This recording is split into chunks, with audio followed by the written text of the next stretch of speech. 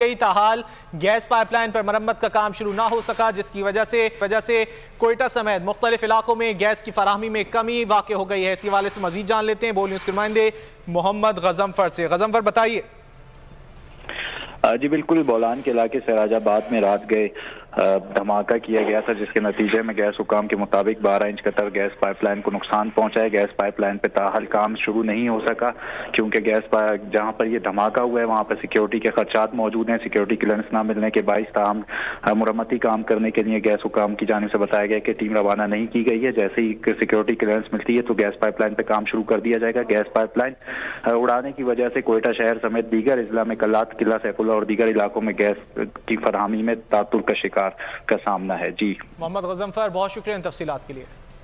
आम खबर दें आपको पेशावर से। घर के अंदर सिलेंडर धमाका हुआ है, जिसके नतीजे में 5 अफराद जख्मी हो गए हैं। जख्मियों में बच्चे और खवातीन भी शामिल हैं, जिन्हें अस्पताल मुंतकिल कर दिया गया है। वाकया डबगरी गार्डन में पेश आया है। रेस्क्यू 1122 के मुताबिक पेशावर में घर के अंदर सिलेंडर धमाका हुआ है, जिसमें 5 अफराद जख्मी हो गए हैं। जख्मियों में बच्चे और खवातीन भी शामिल हैं। तफसीलात जान लेते हैं बोल न्यूज़ के नुमाइंदे मोहम्मद नोमान से। नोमान, क्या तफसीलात हैं इस अफसोसनाक वाक़े की? जी बिल्कुल, ये रेलवे कॉलोनी का इलाका है डबगरी गार्डन के करीब। यहाँ पर एक घर में गैस लीकेज की वजह से धमाका हुआ है और धमाके से कमरे को नुकसान पहुंचा है, जिसकी जद में आकर खातून और उसके 4 बच्चे जख्मी हुए। खुशकिस्मती से ज्यादा उनको चोटें नहीं आई क्योंकि घर कच्चा था और छत भी खुशकिस्मती की वजह से नहीं गिरी।